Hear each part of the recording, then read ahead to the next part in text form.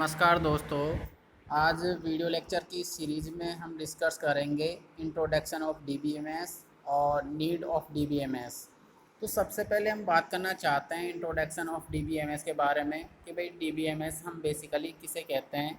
तो सबसे पहले डेटाबेस विभिन्न प्रकार के अल्फ़ाबेट्स, डिजिट्स और स्पेशल कैरेक्टर्स का एक ग्रुप होता है जिसमें हम एक या एक से अधिक डेटा के एक दूसरे से संबंधित समूह का उपयोग करते हैं, जिसमें सभी समान प्रकार की सूचनाएं एकत्रित रहती है और एक यूजर से संबंधित समस्त फाइलों को एकत्रित करके रखा जाता है, जिसे आवश्यकता पड़ने पर एक दूसरे को हम ट्रांसफ़र कर सकते हैं।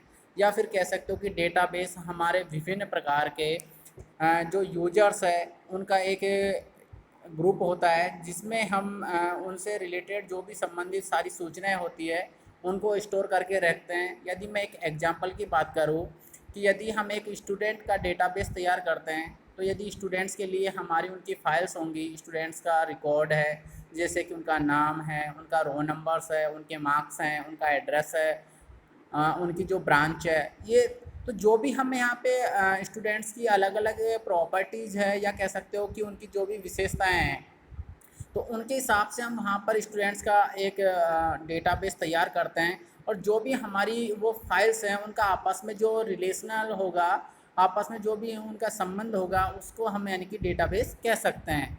जिससे कि हम कभी भी जब कभी भी हमें किसी भी फाइल से रिलेटेड कोई सूचना है उसको सर्च करना है या उसकी आवश्यकता है, तो उससे हम उस डेटा को आसानी से एक्सेस कर सकें।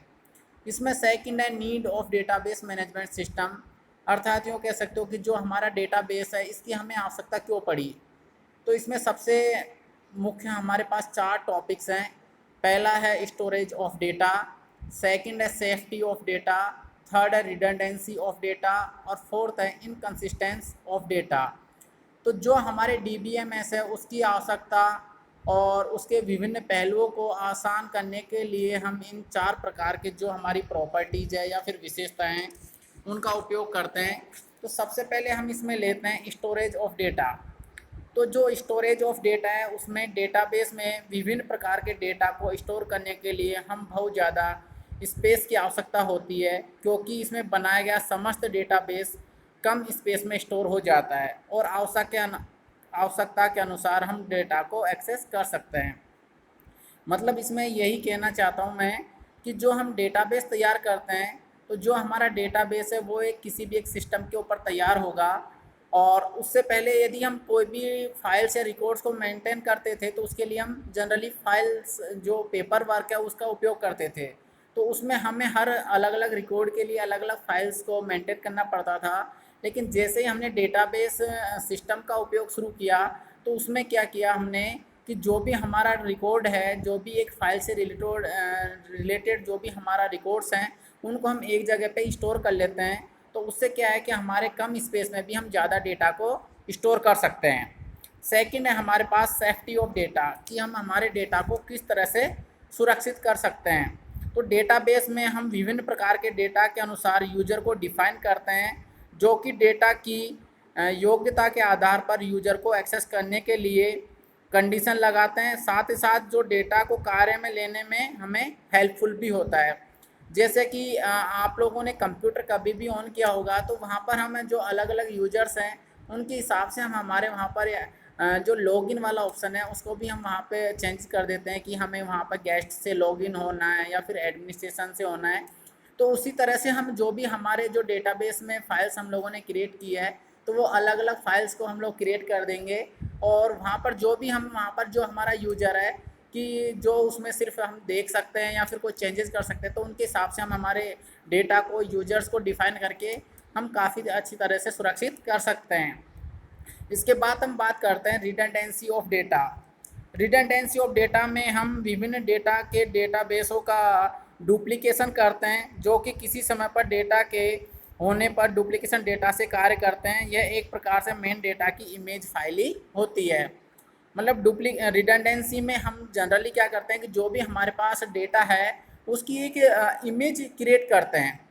जैसे कि आप लोगों ने कंप्यूटर में वर्क किया होगा, तो जो हमारे पास रैम है उसमें हमारे पास कोई भी डेटा टेम्परेरी टाइम के लिए स्टोर होता है, तो उस तरह से हमारे पास जो रिडंडेंसी है उसमें भी हम डेटा को एक इमेज के तौर पे वहाँ पर क्रिएट करते हैं। कई बार क्या होता है कि यदि हमारे पास कोई डेटा को हमें एक्सेस करना है तो हम उसका जो रिडंडेंसी या फिर कह सकते हो कि जो डुप्लीकेशन ऑफ डेटा है उसको वहाँ पर उससे बच सकते हैं हम लोग, और हमारा कार्य हम आसानी से कर सकते हैं।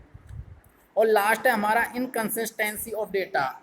इनकन्सिस्टेंसी ऑफ डेटा, इसमें हम विभिन्न जो यूजर हैं उनके डेटा को हम एक उसमें अलग अलग कैटेगरी में डिवाइड करते हैं कि जो हमारे पास एक सेम टाइप्स के डेटा हैं उनको एक सेम फाइल बनाते हैं।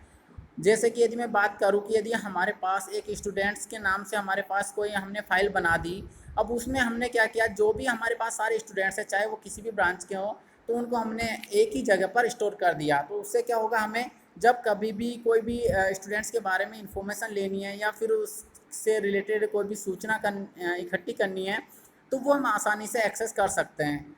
तो अभी इस लेक्चर में हमने देखा कि जो हमारे मुख्यतः 4 पॉइंट्स हैं जिनकी हमें डेटाबेस मैनेजमेंट सिस्टम के लिए आवश्यकता पड़ी है और इसके कार्य करने में हमें सहायता मिलती है। धन्यवाद।